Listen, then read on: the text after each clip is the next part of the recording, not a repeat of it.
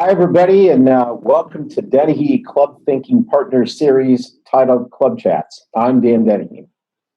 We're a 20-year-old executive search and management consulting firm specializing in the club, private club, and resort business. Through our Club Chat series, we will be taking and talking to various club industry professionals across business silos. This includes chefs, golf course superintendents, general managers, club presidents over time, and other people that are industry leaders. For our chat today, we are thrilled to have included two of the country's leading golf course superintendents, Dave Johnson, Director of Grounds at the Country Club of Brookline, just outside of Boston, Massachusetts, and Russ Myers, Golf Course Superintendent at Southern Hills Country Club in Tulsa, Oklahoma. Both of these gentlemen are at the top of their profession and oversee the grounds of two of the most iconic golf courses in America. Dave is currently preparing for the U.S. Open in 2022. He supervises 236 acres of turf and turf care. Russ at Tulsa's Southern Hills is preparing for the 2021 Senior PGA Championship. That course is ranked number 30 on the Golf Digest Top 100 list. We know firsthand these industry pros have the hardest job in golf. I'm thrilled that they're taking time to be with us today and take some time to share what they're struggling with and how they view our industry going forward. That said, I'd like to turn it over to Kirk Reese, Executive Vice President of Club Thinking Partners, who will lead on this chat with Dave and Russ. Kirk, thanks. And thanks, gentlemen, for participating.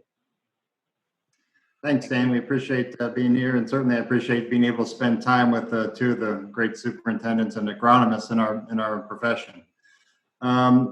It's a really strange time for golf right now. It's a strange time for everyone, a new normal. I know all of us have been watching what's been going on with COVID-19, but particularly those in your world, particularly to golf courses that are looking to really get going to service the members. Currently all sports are at a standstill. To some extent, some golf courses have been able to open and allow play. But if you could just kind of give us a status report on each of your courses, where you're at with regards to opening and what you anticipate perhaps happening in the near future in your state. You want to go, Dave? Go ahead. So up here in Massachusetts, all golf courses are closed at the moment. We've all been on the edge of our seat this week, waiting for Governor Baker to make a decision on essential businesses reopening, and we expect to hear from him any day now. But we're starting to prepare. The club itself has been closed for 6 weeks. I'm a very reduced staff right now, but we're starting to think, what do we need to do to reopen? So it's prioritizing things and number one, staying healthy. So that's been my number one focus. I'm a staff of 8, and each day making sure my staff is completely comfortable with working in this environment, but more importantly, providing an environment that's safe and healthy. One example is when we came back to work at the beginning of this week, 8 of us, we realized how many touch points there are in a golf course maintenance facility. I just ordered another 20 bottles to mix up a bleach water solution. That would bring us up to 40 spray bottles throughout our facility, at the fuel pumps, at every door opening, at every piece of equipment that's been assigned to everyone. So worker safety is number one, and that's where we're at right now. Russ? Yeah, it sounds similar. As far as the club's operations, we are shut down. Only takeout is occurring at the club right now. I think they're running 6 nights a week. The golf course is closed, has been closed for 4 weeks, I believe. We went to just salaried staff working for a period of multiple weeks where, whether it's a good idea or bad idea, we had a few members coming to help us mow fairways at times. We're just now, our governor issued an order a couple days ago, which is being followed gradually by the mayors here in Oklahoma and Oklahoma City and Tulsa, that is going to looks like we're going to have the opportunity to reopen for members around May 1st. So about roughly 6 days ago, there was some leadership decision here around the club, forward thinking, anticipating this could happen, and allowed us to bring our staff back to work and get that process going and catch up on some things that were, starting to get neglected around the course during our cutback times of maintenance. So we're starting to at least look in a positive direction, obviously, as everyone in the country is in a cautious note, expecting some level of spike back up, but hoping that it's something that's manageable and keeps everybody safe. Thanks, Russ and David. Now, both of you experienced, I think, as you said, some furloughing of staff. You're cut, pretty deeply. And I know, David, you're a little further north than Russ is. And I think, Russ, you probably had a little bit better weather and you're getting to be more in season right now. But, with the reduced staff, what were some of the things that you were focused on? What were your priorities in terms of trying to maintain or for the potential of reopening? Well, I mean, look, as with everybody, I don't need to say that this was a pretty unique situation. And Kirk, you and I have worked together in the past. You know that I'm not necessarily known as one whose focus is on saving a dollar. And the minute this thing hit, 25 years of being a golf course superintendent, and my mentality about investing in making a golf course better every day and just getting better than we were the day before shifted in a hurry to, when this is all said and done, the more people we've got employed club-wide, not just in golf course maintenance, the better we survive this mode.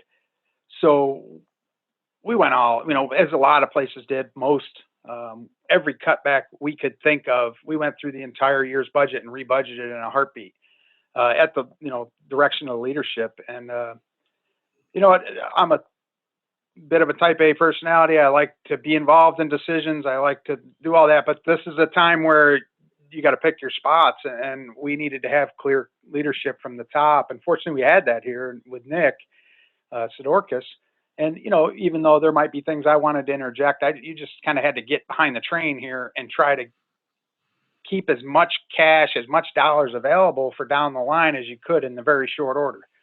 Now that may flip quick, but at the same token, at the time we were making decisions like that, it was just about how many lights can I turn off to make sure someone's getting a paycheck down the line.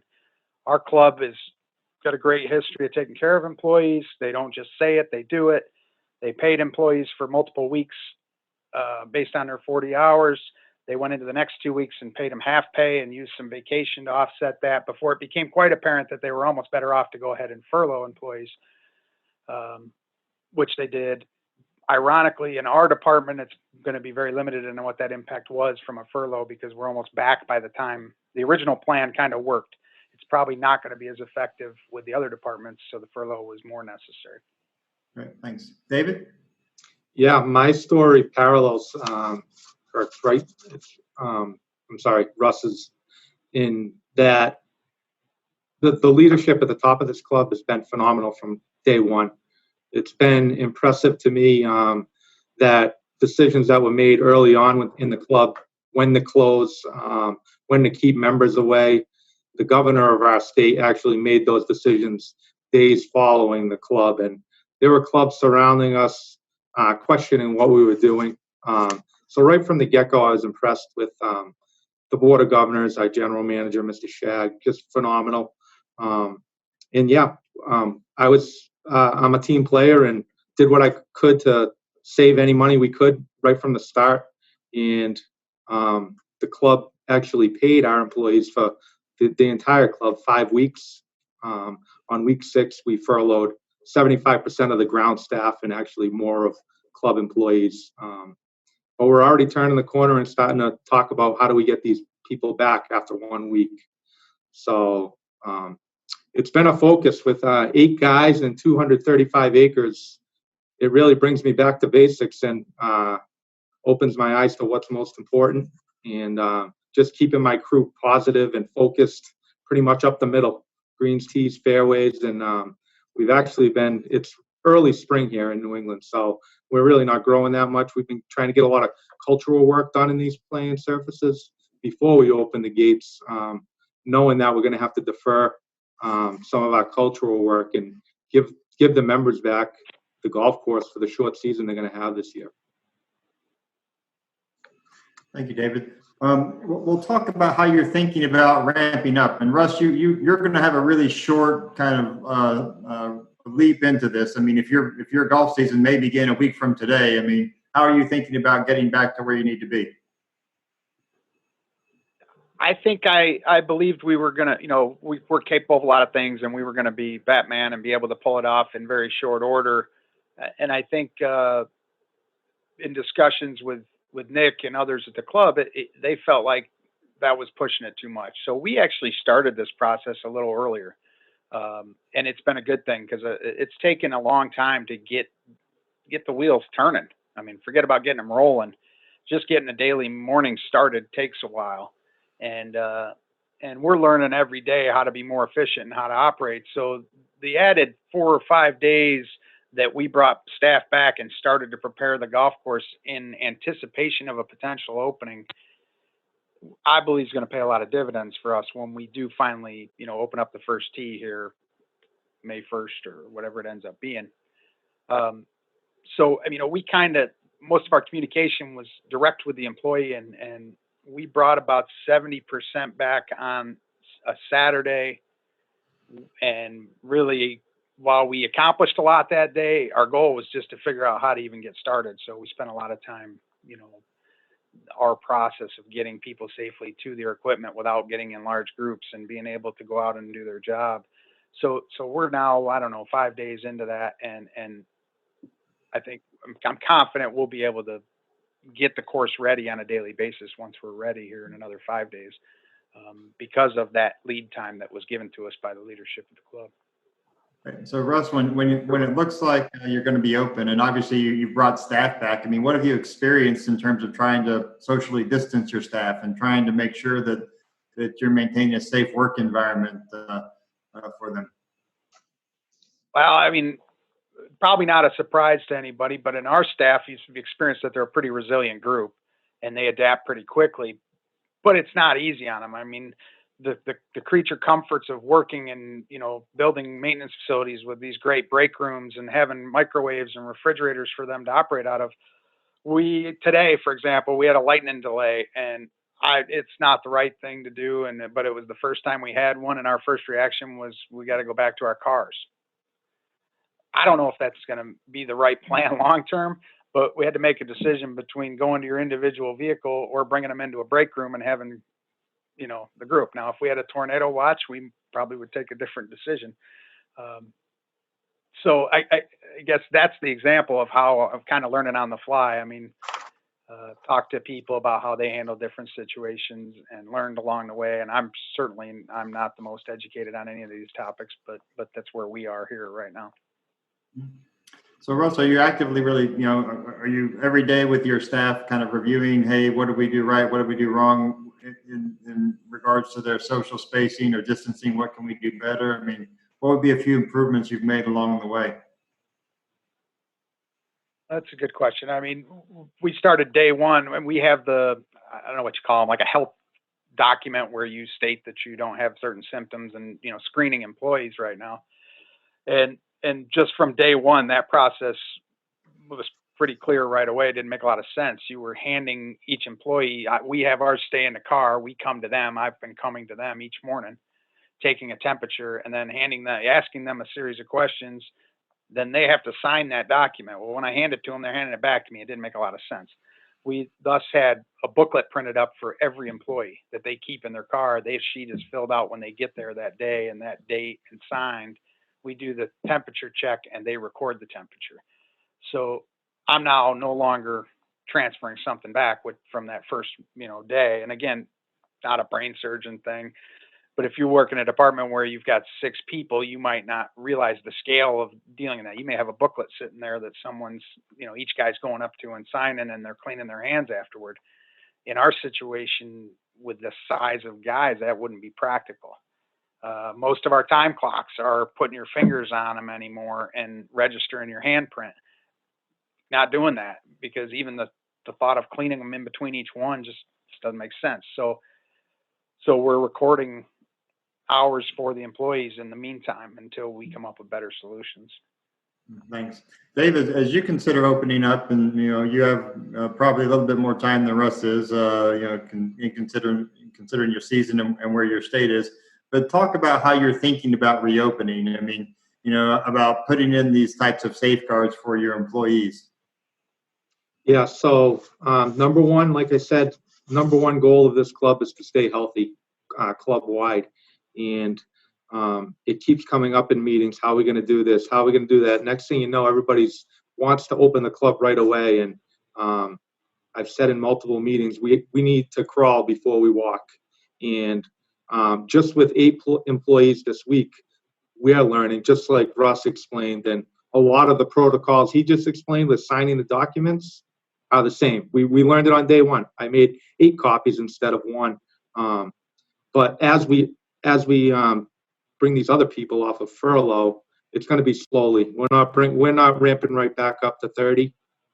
Next week we plan on bringing 4, and then the following week, if we're comfortable with that 4, maybe we bring 4 to 6 more. With health and safety number one. I think it's the communications that will go back to the members, and I know I have the support of my committee and the general manager that if the bunkers aren't raked, and right now they're filled with leaves and washed out from winter time, and there's still debris around our golf course. We haven't even done a spring cleanup yet. That is going to be understood that the golf course could possibly open, and the reasons why are because we're protecting our staff and operating in this manner. So it's going to be a slow opening and a lot of communications as to why. Well, I know, Dave, you mentioned the spring cleanup, and I know part of the spring cleanup has always been members helping clear out the shot from the skeet range. It was operational pretty much from November forward. So there's still stuff to clean up. How are you dealing with members in that respect, or is that simply something that you're rethinking on simply performing yourself? Yeah, so that's a great question. The members have not been on the property in 6 weeks, and that practice actually went away as far as the members helping us clean up. Hasn't been done for a few years here, but the skeet range is a good example. They actually shoot clay pigeons right over our first fairway, and it makes a mess. And the biggest challenge is picking that debris up out of grass. It is like Velcro. So we actually early on hired a contractor and got him into the property with a machine that kind of vacuums and picked a lot of that material up. But it is understood that if you hit a ball over there, you're going to see some debris from the skeet shooting this year because we just haven't been able to. Normally, I assign about 6 guys there for a week cleaning up that mess. And we try to do it while the grass is dormant so you can see the material. The more it grows, the more the Velcro gets stronger, and you can't really get that material out of there. So, yeah, it's a challenge for sure, but it all comes back to the communication, and I feel like we'll get the support this year. Now, both of you have mentioned that you're going to be kind of phasing in, and Russ, you brought back 70% of your staff. Dave, you're bringing in 4. I mean, and we all know that safety is the key, but at what point do you envision being back at full strength at 100%? And if so, when?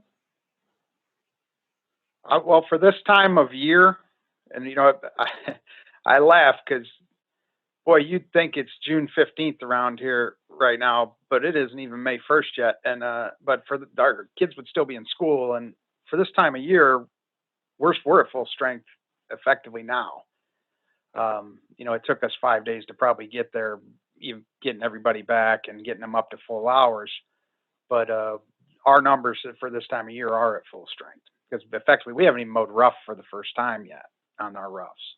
We've mowed fairways a handful of times, and we've gone, keep bunkers and greens mowed, or bunkers maintained, greens mowed. But it's still early season, so for us, that's a 33-person full staff, including myself, mechanics, horticulture staff, and full-time employees. So I expect that we're certainly going to have our committed hires we have a couple postgraduates, what we call assistant trainings or apprentices, coming on. They're going to be starting with us as we hoped. We were a little nervous about that for a while, but it looks like that's good. And then the next step would be we use a lot of high school kids now in the summer, and would be bringing some of them on which we don't know for certain yet. Obviously, some of that depends on what's going on club-wide financials, but, we're certainly headed the right direction here recently. Great. Dave? Well, it's all speculation at this point. Yesterday in Massachusetts, we had our highest recorded number of positive COVID-19 cases yet to date.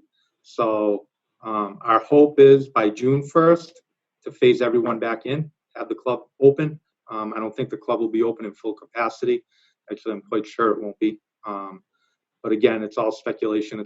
We're a little bit behind Russ in that regard. Now, in terms of your schedule, and I know that just getting back on a golf course is one thing, but what you're doing on the golf course, and most of the time your courses are fully engaged, tournaments and outings and other types of events that commingle golf and food and beverage and the camaraderie of the club with your members. How much of that is going to come back? Yeah, so up here we're talking about pretty much no member services. They're going to show up and get out of their cars and actually take their own golf clubs to the first tee 10 minutes ahead of time and get out there and play golf. So it's going to be a different place to belong to this year, and that's the plan, to just ease into it and open. They're talking right now only opening the golf course, no pro shop, maybe the tennis, and a little bit of takeout from the main club just to get it open, and then see where it takes us from there. So, Dave, what type of golf will be allowed? I mean, I know you have pull carts and caddies and other types of things. I mean, what are you talking about in terms of restrictions on how people play? Still working through the details, but I think a foursome every 15 minutes. We have 27 holes of golf, so the main course will have the tee times, and also our Primrose golf course will also have tee times. And golf carts, there won't be any caddies as of now. I don't know about as we get through the season. So we only have a limited number of golf carts, so a lot of members will be forced to carry their own clubs. Still, we're just starting to work through how we're going to get through those questions. But basically, if you want to play golf at this point, you're going to be carrying your own bag, or if you're lucky enough to get one of the golf carts, riding in it by yourself and practicing all the safe practices. Now, Dave, with the changes and obviously limitations of members' play, I mean, one of the other considerations is how you maintain the course with employees on the course at the same time as members. And not that there's a lot of social distancing necessary, but how do you view that? Are you starting tee times later? Are you trying to do things that avoid mixing members and staff? Yeah, so normally we're closed until 1 o'clock on Mondays. Currently talking about completely closing on Mondays to allow the maintenance team to get more work done on that day. And the tee times will start at 9 a.m. Versus 7 in the morning. So hopefully once we get our crew structure in place, and if we're going to run split crews, it gives us enough time to prepare both golf courses in front of those 9 o'clock tee times and not interact with our members. Thanks, Dave. Russ? Yeah, not much different in any of that, Kirk. It would we experienced a little bit of that golf setup on the front end with the limitations. We were walking only. We have projections on how we're going to come out of it, and I don't know when you're going to take this to post, but if you let them up today, it might be a preliminary to our members that I'm not sure is official yet, but they're very similar to what Dave's talking about. Not much change. Thanks. Well, if you could, I know that you've had staff on furlough. Dave, you still have a significant amount of staff on furlough, but how do you communicate with them, and how do you kind of keep them in touch with what's going on around the club? Yeah, look, I've made this statement to someone the other day. In my neighborhood, when we were in a heavier quarantine than now that we're back to work and I'm out of the house every day, I was sitting in a reclining chair in my garage watching my kids ride around on bikes and basically throughout the day, I was talking to my staff on the phone. I've talked to them easily more in the last month than I probably did working with them every day for a year. Just constantly direct communication, 10-minute conversations. Obviously, I speak a little Spanish. Uh, I wouldn't want to have to talk my way out of trouble in Mexico, but enough so those conversations were interesting at times. And but just trying to find out what their concerns and needs were. I mean, look, we all know what the goals of the clubs are going to be coming out. We all know what the goals of the operations are going to be. I think you're always fishing at what's in their mind, and you're trying to figure out how that fits into where we're going. I mean, if we knew 10 days ago that every member of our staff wanted no part of being back around the club, we needed to know that before we walked in and said, hey, we can open. Fortunately, that wasn't the case. And so I was constantly on the phone with guys all through the breakdown or all through the quarantine. And my wife and kids make fun of me because, I'm going to reach the infamous earbuds hanging out of my ears all the time now. So when my wife says I didn't hear her say something, she says, you must have had your earbuds in. And so that's from 2 weeks of talking to guys all the time. Dave, any special ways or methods of communication you're using to stay in touch with your staff? Yeah, I think Russ hit the nail on the head that often and just getting everything out on the table. Make sure you're answering all their questions. Uncharted waters here for all of us. And you want to make sure they're comfortable. And getting a little feedback here.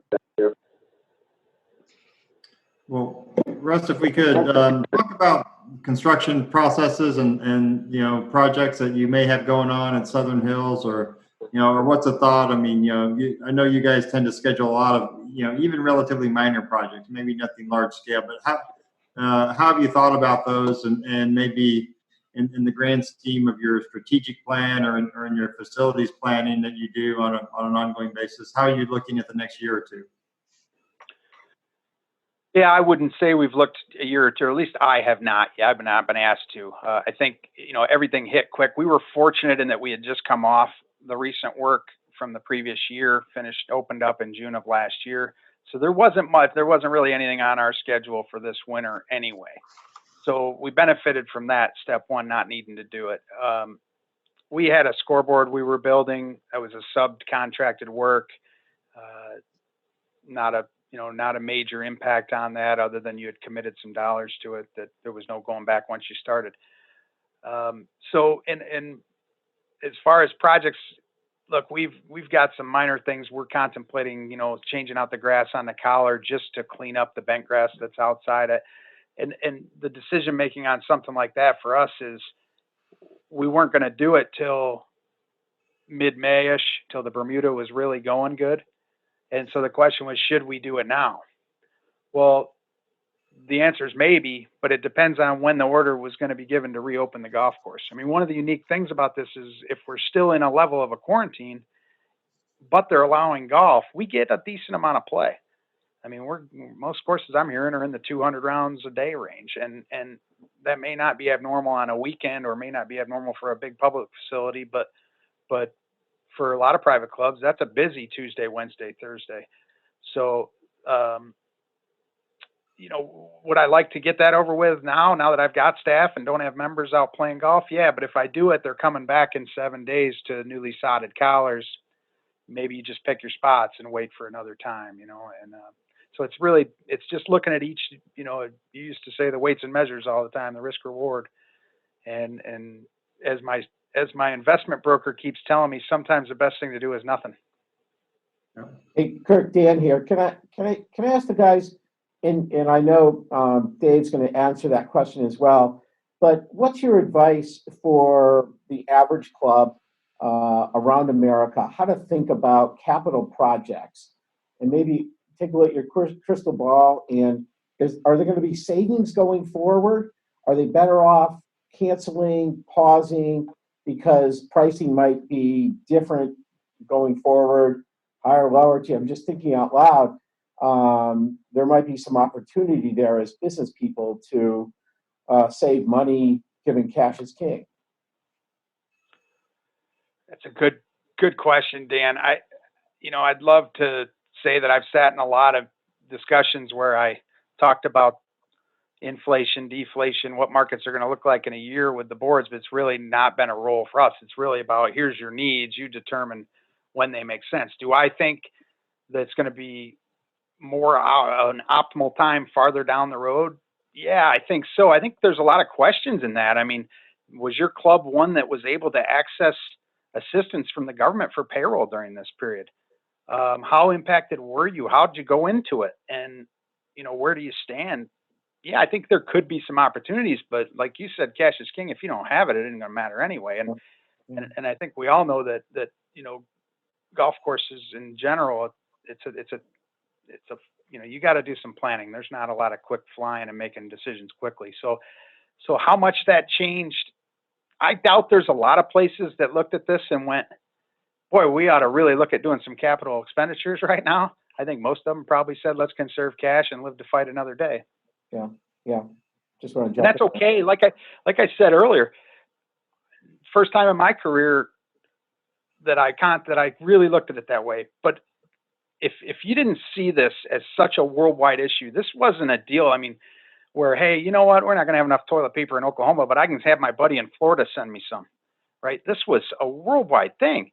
And it was going to shut everything. And you just didn't know what was going to be on the other side of it. And by the way, we still don't. I think we're getting optimistic and we're willing to take on certain levels of risk, but it's easy to say in this moment, but go back and again, I'm in Oklahoma, which compared to what Dave's dealing with up there and the guys in New York, I mean, it's a different dynamic. And so the lens you're looking at it through has such a big impact, I think.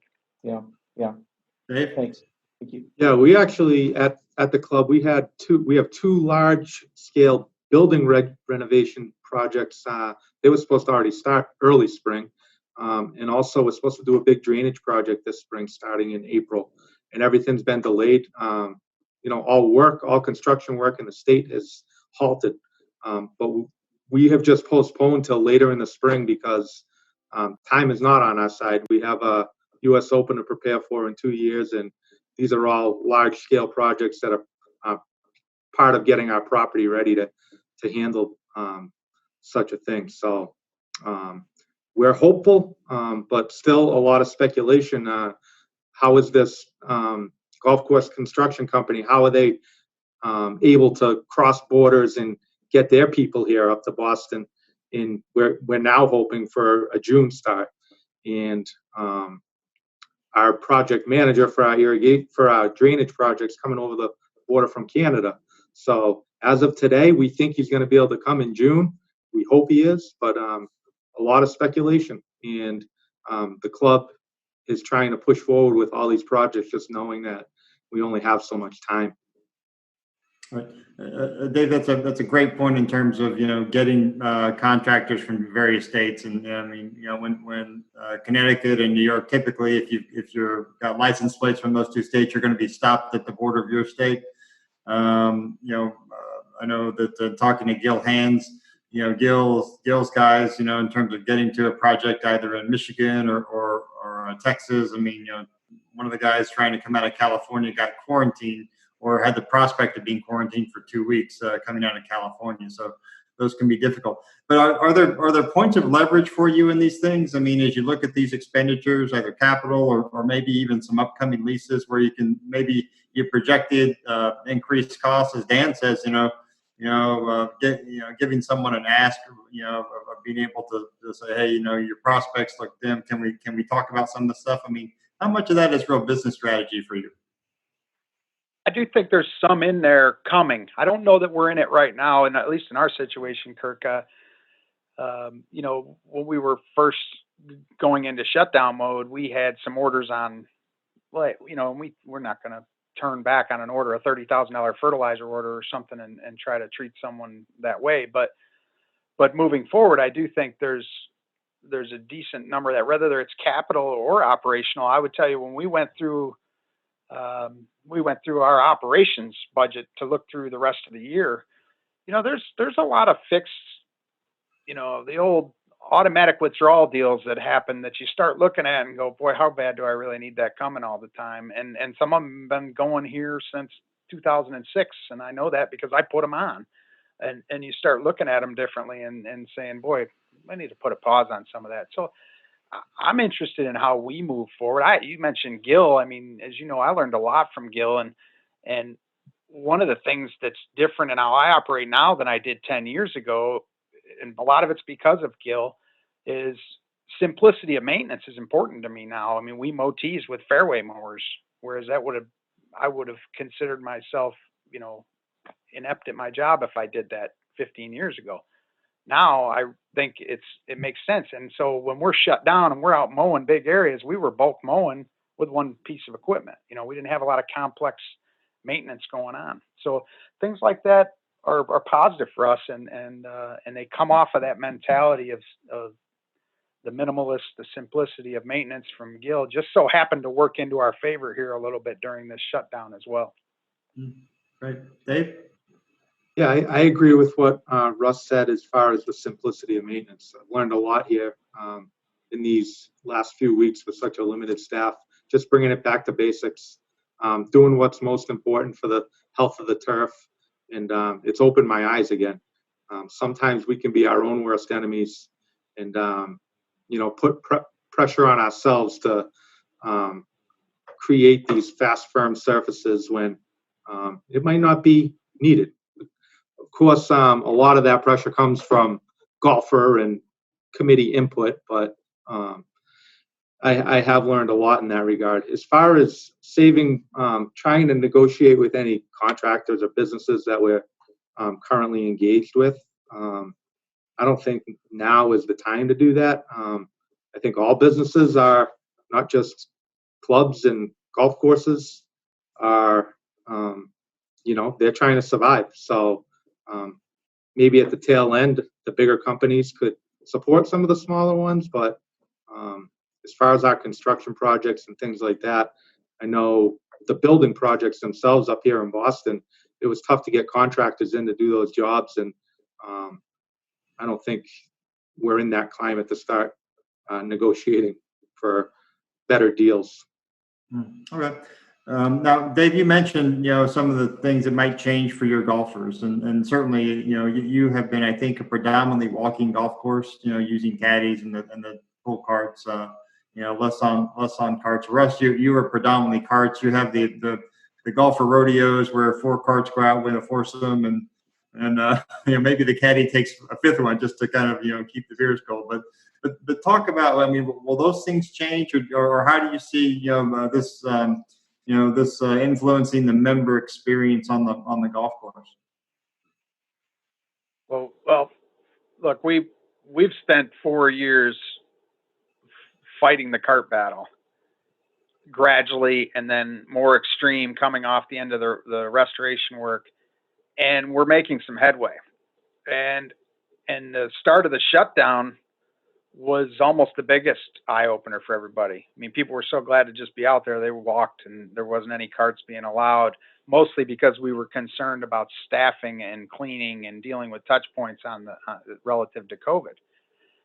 So we had 200 rounds a day. I mean, our rounds were going, and people were walking, and they were distant from each other, and they were getting their own bags, which, just off topic real quickly. One thing we don't talk about is a club like ours. We got a golf pro who, he was shut down for 10 months because of a renovation less than a year ago.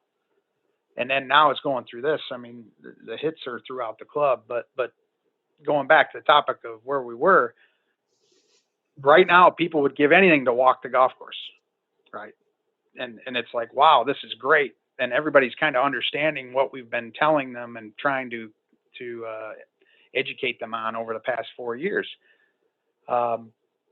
But it still, for me, goes back to these are extraordinary times, and we got members who right now it's a little bit of well, what's going to bring you here? And if that's 4 carts, 4 people, and it's what's paying somebody to have a job at the end of this, I think that's where we are right now, and I'll support that 100%. Dave? Yeah, we are a walking club, and we have discussed bringing in, can we access some more golf carts? We have, I think, maybe a dozen golf carts total, and can we bump that fleet up? We've also brought in a lot of push carts for our members, knowing that we don't have the caddy program in place yet. Hoping to get it back in place. Just the caddies themselves. You know, I know there's a kind of backyard push to support the caddies, knowing that they're normally on property now. But it's going to be a lot of people carrying bags, pushing their own golf carts, and if the club needs to, I think we're going to bring in more golf carts and let them ride. Right. So one of the characteristics in 2008 and 9, most corporations looked at how they did things and what really should we go back to core business. Both of you have mentioned kind of getting back to basics as a result of having to pare down staff and resources. Is this really going to make a difference to you in the future on how you think about maintaining these courses? I mean, or is it back to business as usual and understanding? I mean, you guys have tournaments, major events that are going to occur in the next year or two. Does that mean you just have to get right back to where you were? Or is it truly something where you might think, gee, no, I want to change how we do things around here? It's a good question. I mean, I think some of that depends on what happens in the future. I mean, are we never putting bunker rakes back into bunkers? And if we are we sending staff around to rake them throughout the day? There's a lot of questions like that. I'm a believer, just a believer, that we're going to get back to a very semblance. Optimistic maybe that I'll be watching the Sooners play in a fairly full stadium here this fall. I realize that's hard to picture right now, but 2 months ago, nobody could have predicted we'd be here. And I think it can turn the other way just as quick. And so I think we'll be somewhat similar to how we operate. I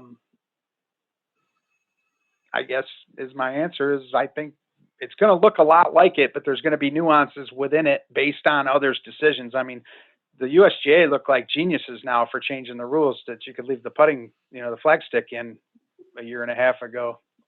I'm sure they didn't do it because if they did it and they knew COVID was coming, that was pretty sharp. Right? Yeah, I think it comes back to managing expectations. And unfortunately, human nature, people might forget about the COVID crisis. I think coming out of it, expectations won't be as demanding, but everybody talks about the new normal and how long will this new normal last, and I think that'll dictate how the expectations are put on golf course superintendents. I'd like to think that we could scale back a little bit, focus up the middle, not go so crazy. It'd be a better sport for everyone, in my own opinion, but it's just hard to believe that that's actually a reality.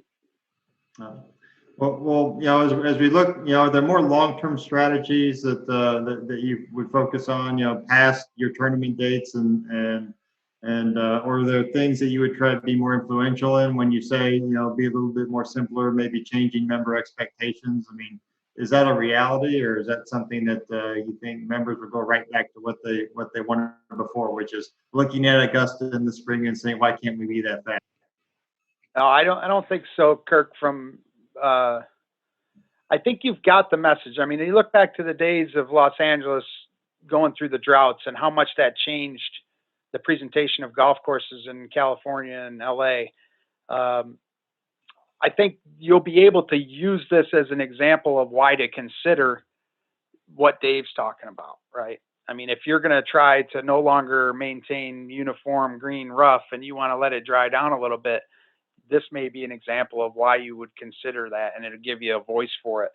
And if it's a persistent issue we're dealing with, I think it can work. I mean, we knew in LA we were going to be dealing with water restrictions for extended periods of time. So were you just going to fight it and overseed and fertilize and run green grass in the rough? No. So, you made adjustments, and I think it can change the dynamic from that standpoint. Dave? Yeah, I don't have much to add. I agree with what Russ said. Great. So I mean, if you're looking at fellow superintendent, what's the one piece of advice or maybe things that you would suggest to them to help them get through this crisis? I would tell them to stay positive. Talk to as many people as you can, your family, your friends, fellow superintendents, people in the business. Focus on what's most important. You can't conquer the world, and especially when restrictions are put on you. And stay healthy. Try to keep everyone around you healthy, and let's get through this together. Russ? Yeah, I think you're going to go through the panic phase, which is more of an authoritarian phase.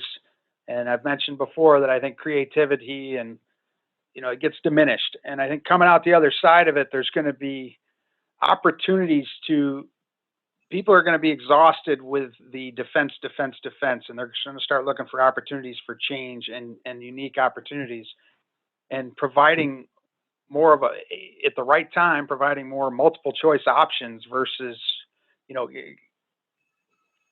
there's stresses all around you, and your bosses and your leadership right now doesn't want to hear about all your great ideas, maybe, but coming out the other side, they're going to be refreshing to them, and they're going to be looking for them. So think before you act, and have a plan as to what's really going to work. And you may come out of this in 6 months and go, boy, look where we are compared to a year ago. Okay. Well, I want to thank both of you for your time today and your insights. We certainly appreciate you taking time, certainly as you're coming into your busy season, and it looks like you're starting to ramp up, hopefully to some semblance of normalcy. But again, thank you for your time. And Dan, back to you. Thanks, Kirk. Thanks, guys. Dave, I think you're spot on in terms of, I don't want to say detuning. That might not be the right term, but we've got 14,000 plus golf courses in America, 4,000 of which that are private. This entire COVID thing is going to have a real negative impact on club budgets or golf course budgets, and having a willingness to detune the golf course so it's maybe a little more approachable for the average player, maybe still focus on fine turf, tee to green, and just being a little more sympathetic to the secondary areas would be really good. I think, boy, Russ, you make a great point. Right now, I really believe in your approach. Maybe you learned that from Kirk, but coming on the backside, I think the industry needs leaders, creative people. We need general managers. We need superintendents, pros, everyone to behave and act like a leader, like they have to act like an owner. And if they don't, boy, there's going to be some churn in those positions. So the best will thrive, and the less so might be on the sidelines, and that's not certainly our hope. But I love your encouragement and optimism, and encouraging the average club, average superintendent to think more holistically is really a positive idea. So I'll close with that. Thank you all, gentlemen, for participating. If you have any questions as a result of this, send your questions to info@dennehyctp.com. We'll do our best to react to those both on our website, our newsletters, and through our YouTube channel. So be well, be safe, enjoy the weekend. Thanks. Thanks, everyone. Thank you. Great, guys.